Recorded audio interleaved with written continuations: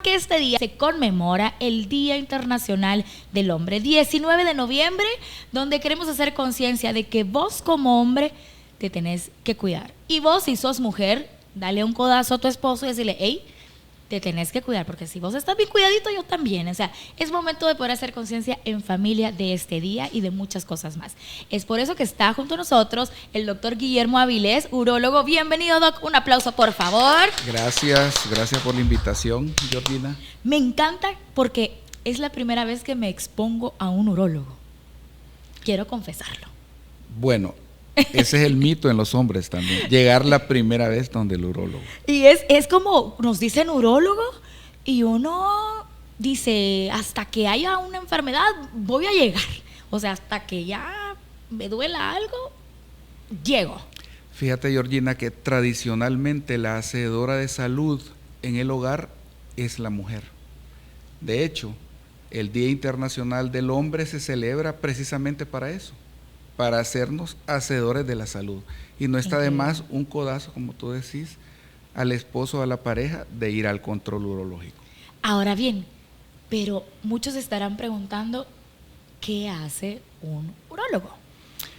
El urólogo, digamos que somos la contraparte del ginecólogo en la mujer. Sin embargo, nosotros vemos la parte del tracto urinario, riñón, vejiga, próstata, genitales masculinos, femeninos y la parte del retroperitoneo, que es donde se encuentran los riñones y sus alrededores. Nosotros estamos atrás del intestino y abajito. Miren, a mí me apasiona un montón, doc, y yo lo tengo que confesar, me apasiona un montón cuando traemos aquí a expertos y especialistas, porque digo, es que realmente Dios, es que es una locura esto, porque cada zapatero a su zapato. No anda inventando, ¿vea? Porque uno a veces como que, ay, es que me duele aquí, ay, sí, ponete tomate, ¿vea? Y que se va a curar. O sea, realmente cada parte de nuestro cuerpo tiene un especialista para poder hacerlo. Y en este caso el urólogo se encarga de eso. La medicina ha avanzado tanto que ya cada médico se dedica a una parte de su cuerpo. Oído, ojos, boca, pulmón, etcétera, etcétera. A nosotros nos compete el área genital y del tracto urinario. Increíble. Y además que eso también este día, yo quiero quitar algunos tabús, porque como mencionaba al inicio, era como que qué miedo el urólogo, es que no me atrevo, es que no, hasta que ya me empiece a doler algo, y escuchan esos comentarios y vos decís, bueno, ¿cuándo se va al urólogo? ¿Cuándo se va al urólogo? Si no hay sintomatología, desde los 40 años tenemos que hacer el chequeo de próstata en honor al cáncer de próstata, que es una enfermedad silente, vamos a hablar más adelante de ello. Sin embargo, cualquier ardor, incomodidad, sangrado, dolor en la espalda, urgencia al orinar, incontinencia urinaria, se tiene que visitar al urólogo, sea hombre o sea mujer. ¿El urólogo no es solo para hombres? No, vemos la parte del tracto urinario también en mujeres. ¿Cuáles son las situaciones o los momentos por los que los hombres más van al urólogo? Usualmente son síntomas irritativos. ¿Qué son los síntomas irritativos? Ardor al orinar, urgencia urinaria, frecuencia urinaria aumentada. Usualmente hay dos grupos etarios, los menores de 40 años, los mayores de 40 años. Si son mayores de 40 años, normalmente van a un control urológico, y los menores de 40 años van por una enfermedad infecciosa que tienen genital, urinaria, sea en riñón o en vejiga. Hay enfermedades, por ejemplo, se orina sangre, a eso se le llama macrohematuria, que se puede presentar tan temprano como la niñez, tan tarde como el adulto mayor. Sin embargo, un paciente que no puede orinar, es decir, que está tapado o con una retención aguda de orina, un dolor intenso en la parte baja de la espalda o un dolor intenso en testículo, puede hacer consultar de urgencia a un urólogo. Digamos que estos son los síntomas de urgencia, que realmente no es una pastilla, no es que le voy a decir a mi esposa o a mi mamá o a un hijo, mira, me pasa esto, eso sí lo hace consultar a un hospital. Ahora bien, hay síntomas como ardor al orinar, que la orina salga de un color que no es, como más concentrada, que la vea más espumosa, vea que siente que la frecuencia urinaria ha aumentado, usted ve que cada vez que va a orinar tiene que ir en una forma imperiosa porque si no se le escapa la orina, esos síntomas sí son de consulta más externa, se pueden diferir, digamos, una mañana, una tarde o al día siguiente. ¿Cuáles han sido esos casos penosos del no llegar a tiempo donde un especialista? De hecho, creo que para nadie es fácil descubrirse los genitales enfrente de otro claro. Ser humano. Nosotros somos médicos, nosotros no vemos los genitales, no vemos con morbo eso. Es el área donde nosotros trabajamos donde todo el mundo se divierte. Entonces, ¿qué es lo que nosotros tenemos que hacer? En primer lugar, dar confianza al paciente. Alguien que va donde un urólogo es casi seguro, ya tiene mentalizado que va a tener un tacto rectal. No siempre es necesario, depende de la sintomatología con la que llegue. Ahora bien, es un hombre arriba de 40 años, se tiene que hacer. Mire, doctor, que hoy hay exámenes de sangre, que hay ultrasonografía, que hay esto. No, el examen digital rectal no se ha podido sustituir hasta este momento. Hay que recordar que un urólogo trabaja en esa área. La mejor forma de examinar la próstata es un tacto rectal y tal como un neumólogo, un médico general, un internista ausculta el pulmón, un cardiólogo escucha el corazón, un ginecólogo examina la parte genital femenina, así somos nosotros, ¿verdad? Es un área que se tiene que examinar. O sea, no puedo decir voy donde el doctor pero que no me vea. No existe, no podemos dar un diagnóstico adecuado y por tanto la terapéutica no puede ser la adecuada si no se examina. Doctor, ¿cómo se puede cuidar los genitales masculinos? O sea, una adecuada limpieza 1-2 veces al día. Puede ser, si se va a tener intimidad, la recomendación siempre de nosotros los urólogos y los genitales antes del coito, hacer un aseo adecuado, después del coito también hacer un aseo adecuado. De esa manera es prácticamente imposible que se tenga una enfermedad. Y lo otro, si se tienen coitos de riesgo, pues tomar las medidas necesarias, ¿verdad? Preservativos o no penetración, etcétera. ¿Cómo cuido mis riñones? Pues el agua, gracias a Dios, es prácticamente lo que nosotros necesitamos. ¿Cuánto es el consumo de agua? Con 1 litro, 2 litros, cuando usted sienta sed, pero más o menos. El cálculo es en líquido, es decir, que yo en líquidos debo sumar 2 litros, entre el café, los frescos y jugos naturales y el agua. No recomendamos cosas artificiales, ¿verdad? Claro. Obviamente, pues eso no solo nosotros, sino otras especialidades, gastroenterología, cardiología, etcétera. ¿Cómo pueden identificar un hombre que sus testículos algo está mal?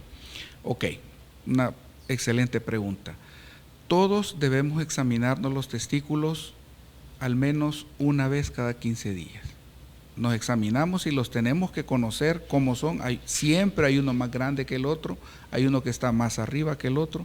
Curiosamente, muchos pacientes llegan porque la pareja les dijo, yo veo un bulto aquí, yo siento una vena aquí, siento que esto no está normal, o ven en la bolsa escrotal lesiones que no son normales, ¿verdad? Pero sí es una cuestión que cada 15 días al menos debemos examinar y conocernos. Si sentimos una pelotita, una chibolita, inmediatamente consultar.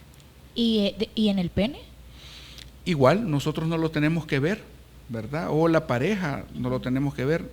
A veces aparecen lesiones que no son enfermedades venéreas. Si hemos tenido un contacto de riesgo, nosotros vemos salida de secreción amarilla, vemos salida de secreción verde, vemos lesiones como verrugas o granitos que aparecen, inmediatamente hay que consultar, sobre todo si se sabe que ha habido coito de riesgo.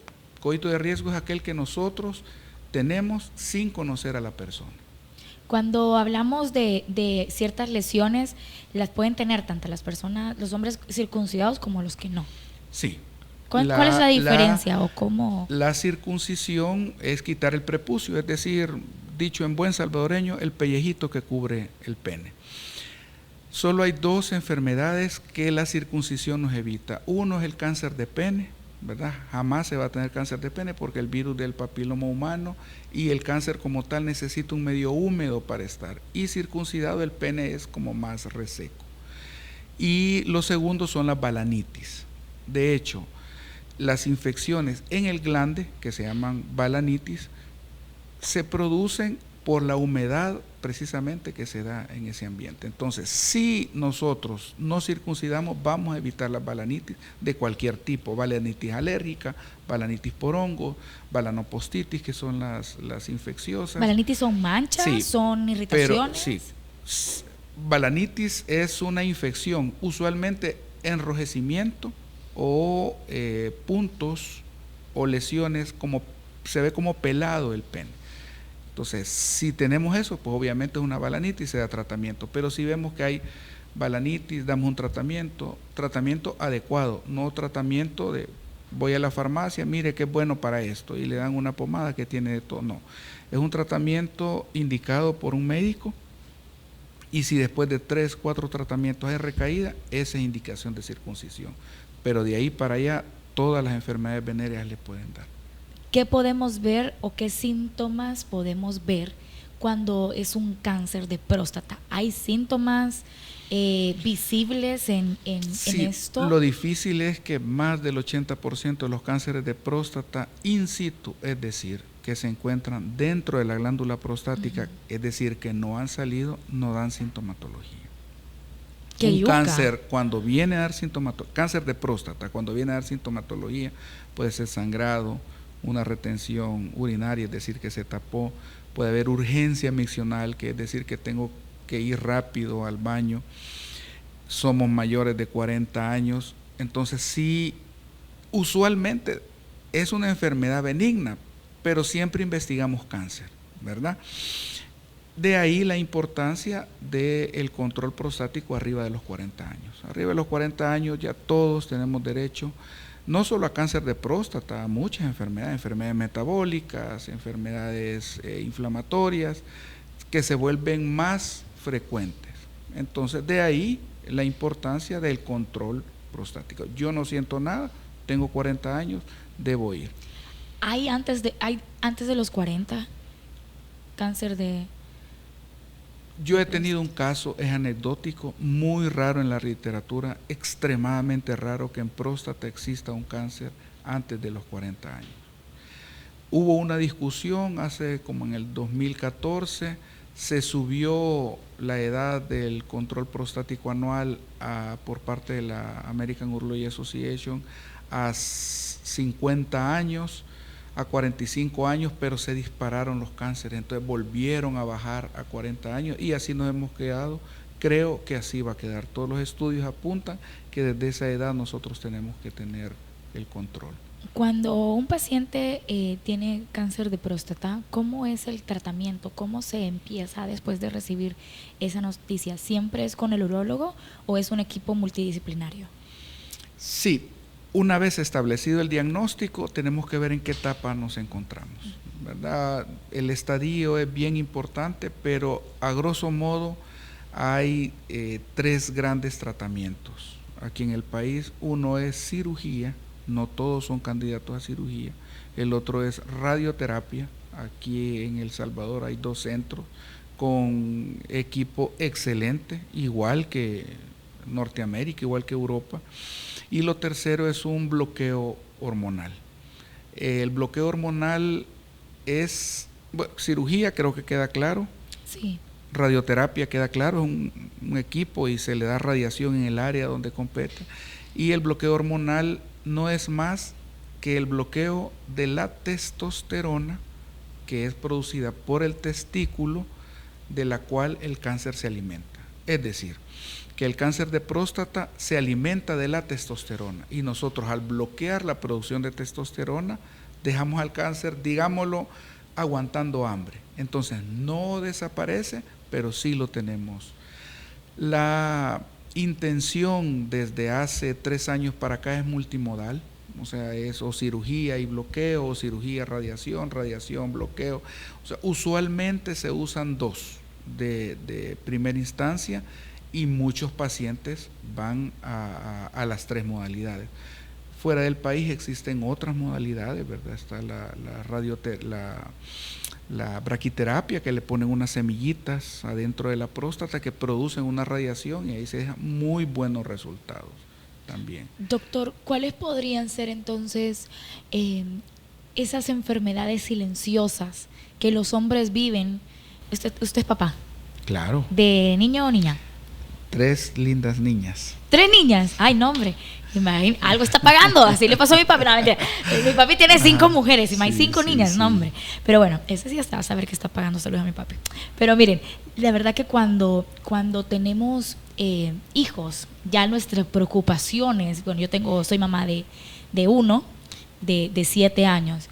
Mi tarea también es poderle hablar las cosas como son a Isaac.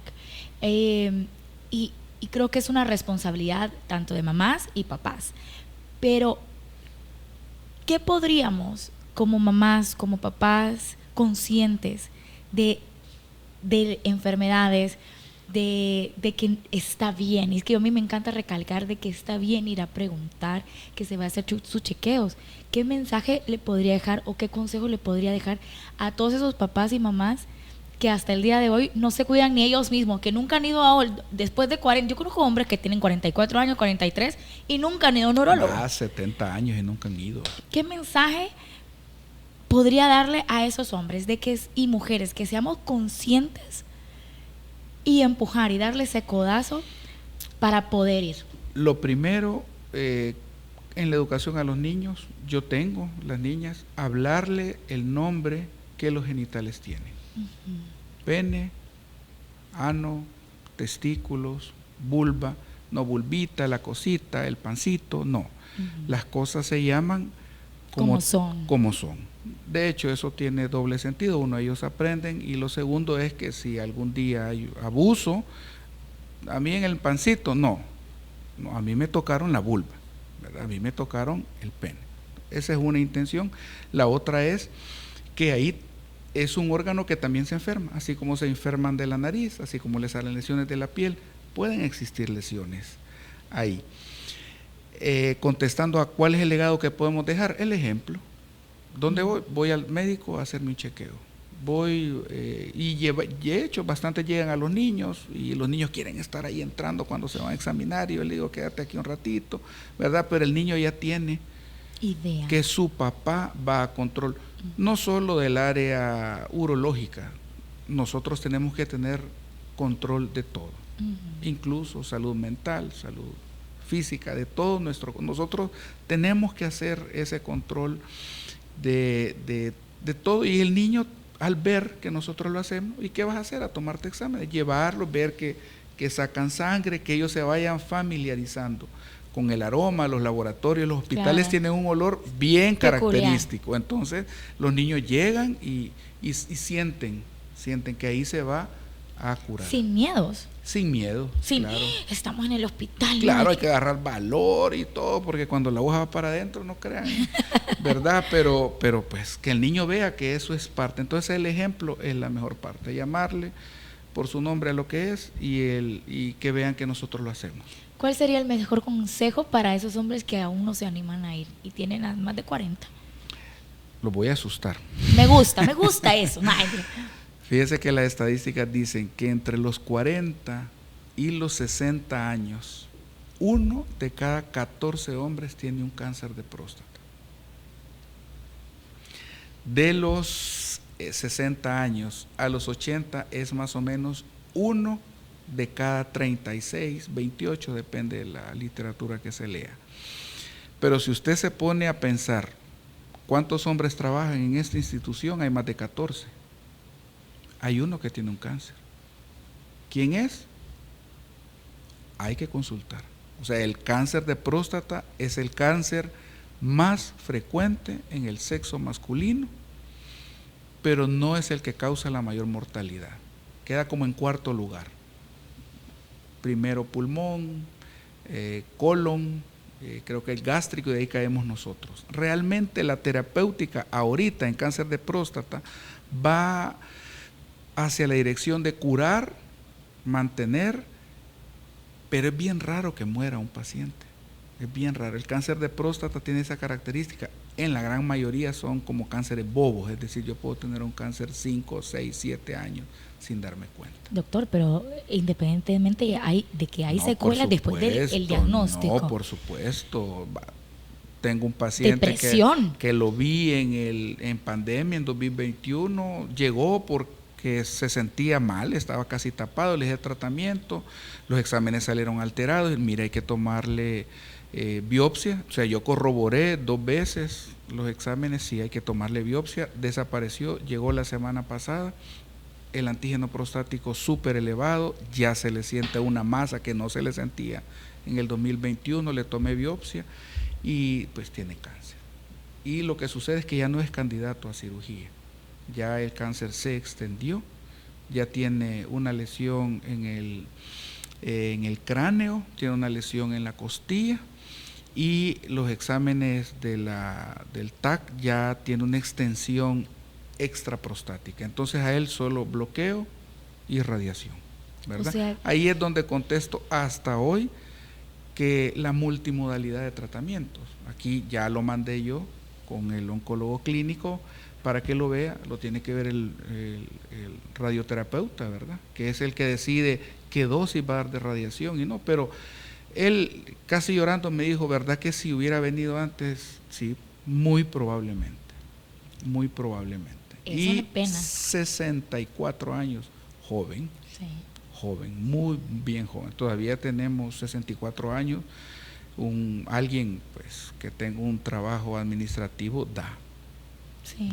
da. Ya para finalizar, porque si no me va a quedar chambreando toda la mañana. Es que hay un tema que tenemos que platicar. Cuéntemelo. Disfunción eréctil. Está llegando mucho paciente joven, doctor. ¿Qué es joven, doctor? 25 años, 30, 40 años. Sí se ha visto más, definitivamente el estrés que se maneja, sí, mucho. El estrés laboral, solo venir en tráfico. Bueno, yo venía estresado, tú me dijiste hasta ahora, no conocía la ruta y tengo que salir a las 7:30. No 8. Le cuento yo, también me fui a echar un rollo que ni... Sí, no. Entonces todo eso va generando estrés. El estrés que se tiene cuando se va a tener coito por primera vez, el desempeño, ¿verdad? Si voy a cumplir las expectativas, eso sucede en las dos partes. Olla de bicho. Voy a responder y sí. Entonces todo eso realmente genera estrés. La enfermedad, por ejemplo, la infección prostática muy frecuente. Digamos que la cistitis existe en hombres, más frecuente en mujeres, pero la cistitis de las mujeres la contraparte es la prostatitis, muy frecuente, muy frecuente. Si con quien tuvimos relaciones tiene infección vaginal, infección urinaria, se va a tener. Si se tiene coito insertivo anal, sea homosexual o heterosexual, es decir, que el pene se mete en el ano sin protección, ahí hay un contacto directo con las heces fecales y tengan por seguro que va a haber una prostatitis. Eso genera también disfunción eréctil.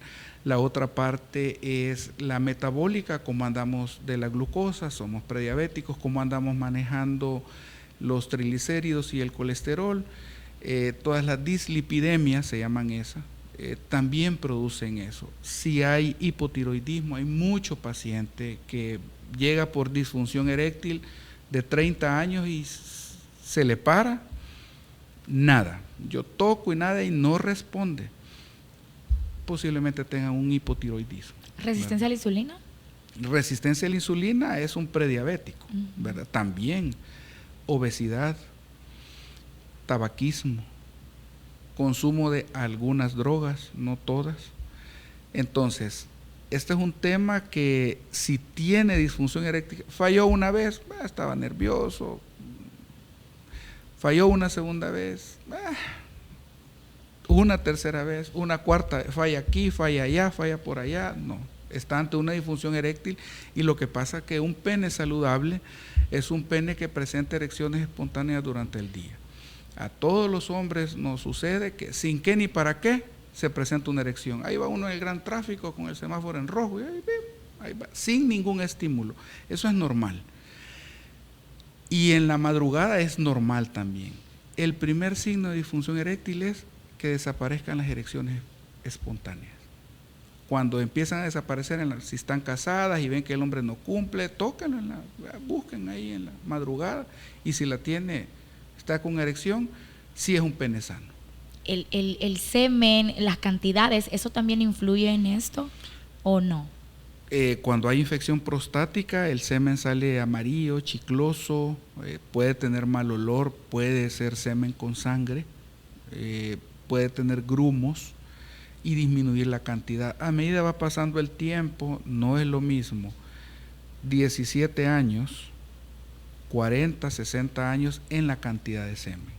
No es lo mismo a los 17 años la calidad de la erección que a los 40, que a los 60 años. Siempre hay en decadencia. Lo que sienten a los 17 años es una cosa exagerada, eso se va para no regresar, ¿sí? Esa intensidad, y no, doctor, mire, si yo era un gallo, lo que yo hoy no sé qué me está pasando, ¿verdad? Claro, y llega con 55, 60 años, hipertenso, diabético, no va a responder bien. Hay medicamentos que ayudan a esta situación, no es necesario tomarlos en forma perpetua, pero sí, hay como. La famosa pastillita azul.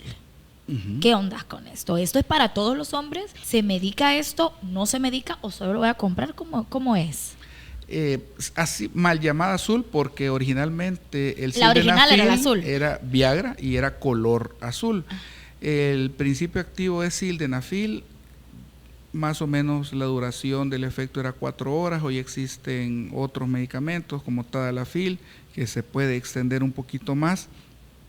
Lo ideal es tener una prescripción médica, no solo que me la voy a tomar y respondí bien, porque la disfunción eréctil es o puede ser la primera manifestación de una enfermedad metabólica, es decir, hipertensión, dislipidemia, síndrome metabólico, resistencia a la insulina, hipotiroidismo. Entonces, cuando alguien llega con disfunción eréctil, estamos obligados a mandar toda la batería de exámenes, y se sorprendieran la cantidad de personas jóvenes que llegan por disfunción eréctil y descubrimos otras enfermedades. Entonces, esa es la importancia de consultar por disfunción eréctil. Entonces, si yo me tomo la pastillita, claro, voy a resolver el problema en el momento, pero si la resistencia a insulina sirve, si la obesidad persiste, si sigue hipertenso, se va a deteriorar más el cuerpo. Luego, si tienen 40 años, deben ir al consultorio. Si hay alguna sintomatología del tracto urinario, aunque sea leve, también consulten. Se puede tratar de una enfermedad que tenga una base mucho más profunda por debajo, ¿verdad? Gracias, doctor, muy amable. A sus órdenes, me llega. Entonces nos vemos nosotros, vos y yo, en el próximo episodio de La Georgina en este podcast. Y recordá que todo esto es gracias a PSM Internacional. Si quieres más información acerca de este tema y muchos más, y también los beneficios que tenés con tu seguro médico, recuerda que puedes entrar a www.psm-internacional.com.sb. Nos vemos a la próxima.